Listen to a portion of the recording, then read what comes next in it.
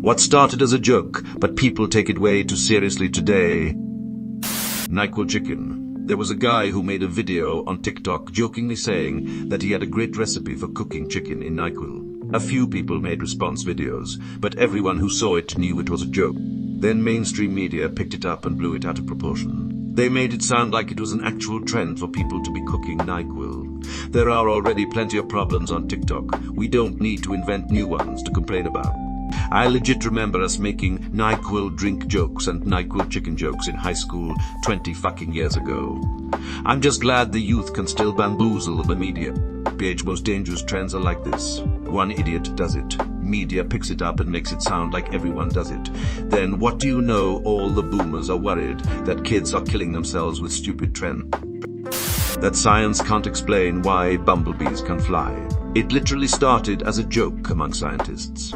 Now some anti-scientific morons use it as an argument against science. Source: Hups, Teps. D. Wikipedia, org Wikihumul, Paradox and Edit, English version, Hot Teps, English Vibia, org Wiki Bumblebee, is conception, flight. I worked with a guy who literally used this as an argument for God against science, which, regardless of your beliefs, is absolutely silly because I showed him multiple videos and articles telling how bees fly and he kept saying, yes, but we can't explain it. Bitch, they just did. 10 times, listen.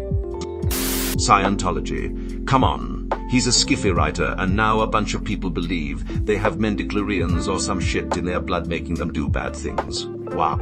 Not just a science fiction writer, but one who took a bet that he could start his own religion. Maybe not in your, but Morbius. You can make a religion out of this, but let's be honest, bamboozling Sony into re-releasing Morbius because of the meme was a huge win and fucking hilarious. I think the meme deserves a bit of praise for that. That vibrating anal beads chest thing. Ok, back up the what? The Bechdel test. Not that the issue it raises shouldn't be taken seriously, but people totally misunderstand that it was only supposed to highlight how absurd it is that so many movies fail to reach the very low bar it set. I've seen filmmakers brag at Comic Cons and the like now about how their movies pass the Bechdel test and it's seen as a female character representation stamp of approval, when it really just means it reached a satirically low bare minimum threshold originally created by a cartoonist. Exactly. Even Alison Bechdel herself has acknowledged that her own favorite movie fails the Bechdel test. It's not a commentary on quality, but instead how we're socialized to think of women only in relation to men. Celebrities becoming politicians. After all this, I never want to be told I need experience for a job ever again. I remember thinking that the Trump thing was a big joke, and eventually he'd fall off. Truck nuts. They were a joke at first. Now they are a point of pride on emotional support trucks. I once met a guy who called his truck Patricia. Patricia might be old, but she's got a lot of life left. I then asked how long she's been in transition because of the nuts. He took them off soon after that. And I talk to him a little less now, thanks for the awards. Holy crap. First time this has ever happened to me, lol. Dogecoin. I remember a Twitter post where someone asked the Dogecoin creator whether they thought about the environmental impact when creating this coin. He replied saying he took 2 hours to create the cryptocurrency and did not consider anything. I threw in $50 when it was barely at a penny just to see what would happen. I figured, yeah, it's a joke, but who knows, maybe I can make a couple $100 and if it drops, I'll only be down $50. No big deal then, that shit went to 75 cents. I didn't sell at the top, obviously, but when I did sell, I was up, took in profit, but holy shit, just thinking about if I would put more money in when I first got it. It's a little heartbreaking TBH'd it. Based on the replies, I guess I need to clarify this. I do not regularly gamble on me. Coins or stocks, in fact. This was literally the only one that I ever did it on, as a joke. So this isn't a case of a gambler who places bets and constantly loses and then gets that one winner and thinks, oh, I knew I should put more on this one. It was literally a one-time thing, and that's the reason I regret it. I'm not just going around betting on stuff to go ups. So when I say it's heartbreaking, it's because I could have just thrown more money in, knowing that this was going to be the only time I ever did something like this. I just can't believe I've made money off it. Flat Earth. Also, I took an intro to philosophy class in college. This is circa 2001, so flat Earth not a big thing yet. Well, our professor says the Earth is flat, prove me wrong. So everyone is going through the normal ways to prove it. And seeing as this was the professor's lesson, he had some, relatively speaking, decent arguments. By the end of class, I was thinking that he might actually believe the Earth is flat. But the lesson he was trying to give us was that all information we have came from someone else. NASA says there are satellites in orbit, but we don't know that. And even the math necessary to prove it's possible was passed to you from another person. Point was he wanted to make sure everyone always had an awareness of where they were getting information from. Good sources, first and foremost, but even good info gets outdated, so make sure it's still accurate. He then went on to list like 5 ways you can test in your backyard that the Earth is round. So turns out he wasn't crazy. But I think about that class a lot. I worry that someone was trying to retell that lesson at Thanksgiving to their family. But they forgot how it was supposed to end, and accidentally got the flat Earth shit moving.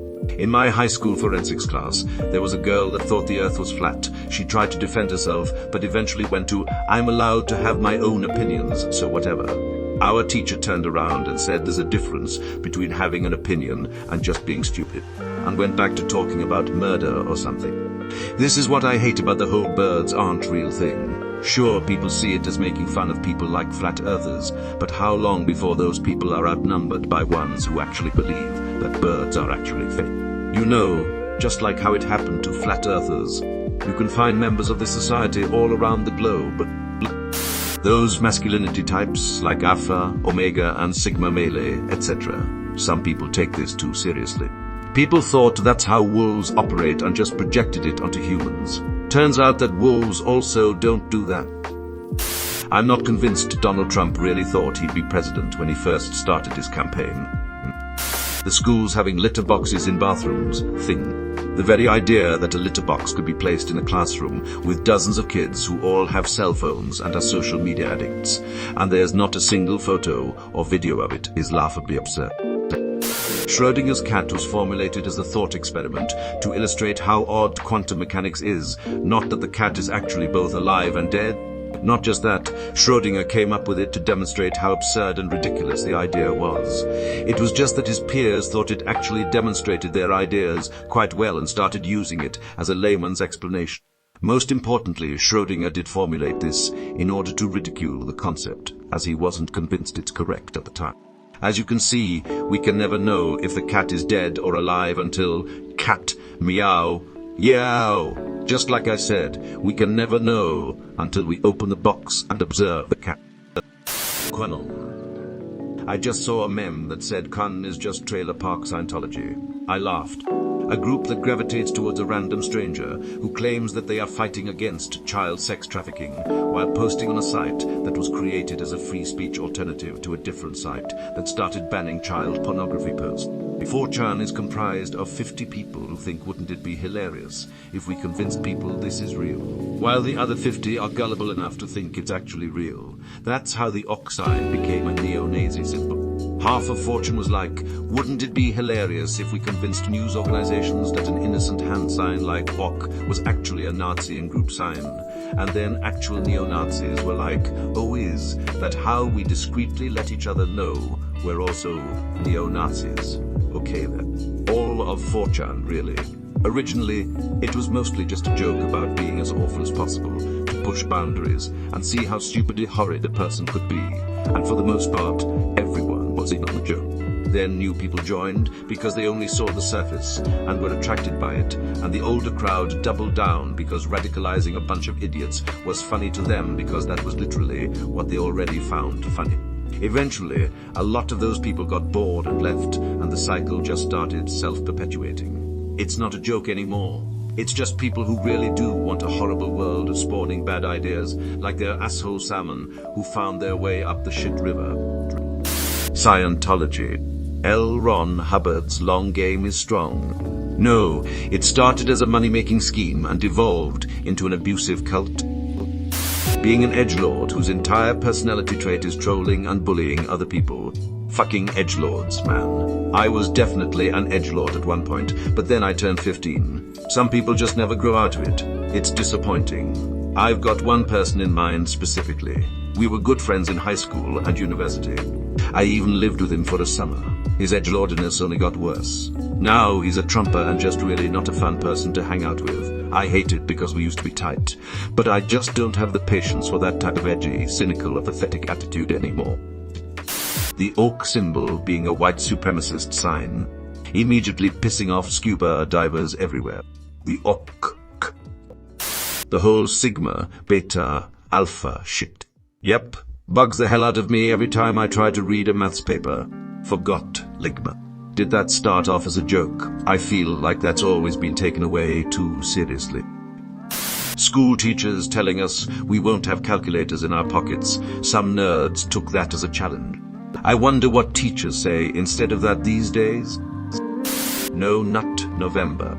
Day 74 of no fap. As I exited my vehicle to walk into work, I caught scent of a female in heat, 73.35 meters upwind. Because of the fog, I couldn't see her yet, but judging by the scent, she was mid-20s and healthy.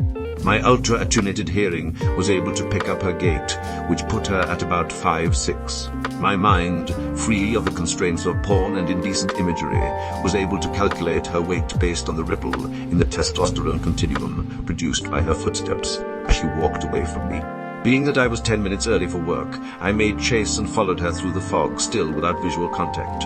I was like a pilot navigating the white abyss by instrument alone. I was trailing her about 130 behind when I sensed a phone vibrate in her purse through the pavement. Holding my ear to the ground, I was able to faintly pick up on the conversation she was having with Beta Aviv. Based on the annoyed tone in her voice, I knew now was the time to strike.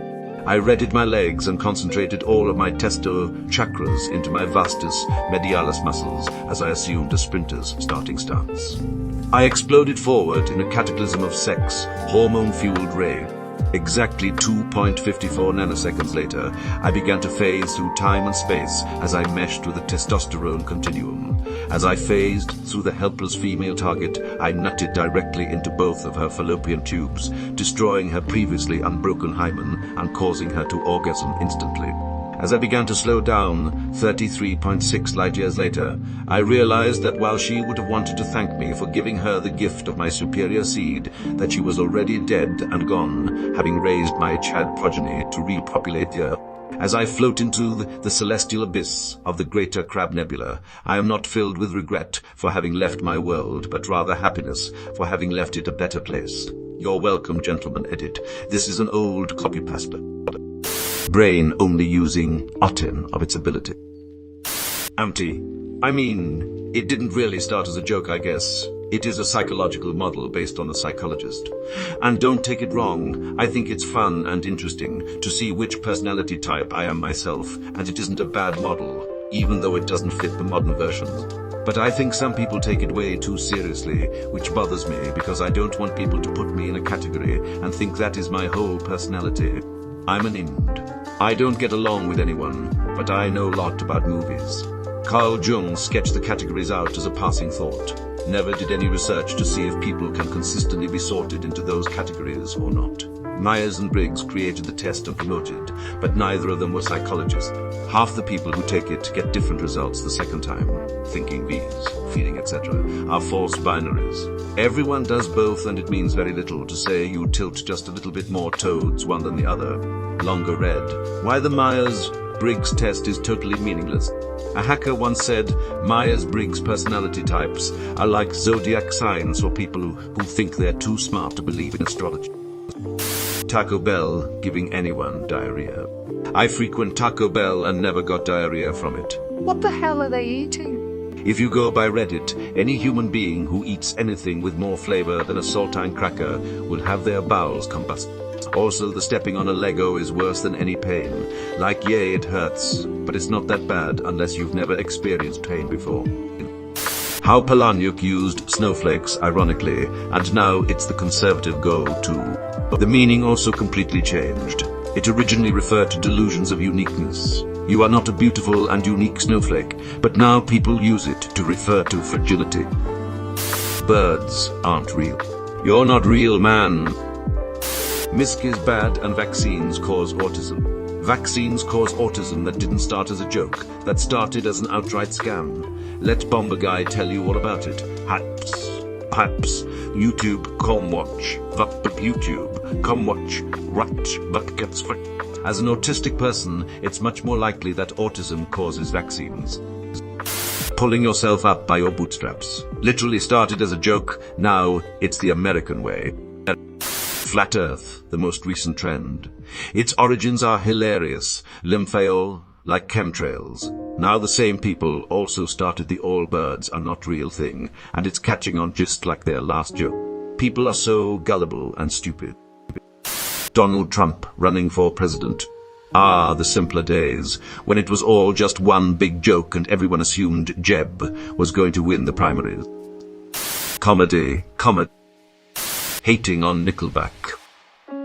The whole Pepe is a symbol of the alt-right and the Okai hand gesture being a sign of white power, one of those who started by Forshan to specifically show how gullible the mainstream media is.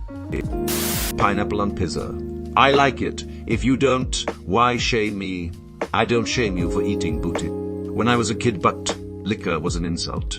Now it's something people look for in a partner.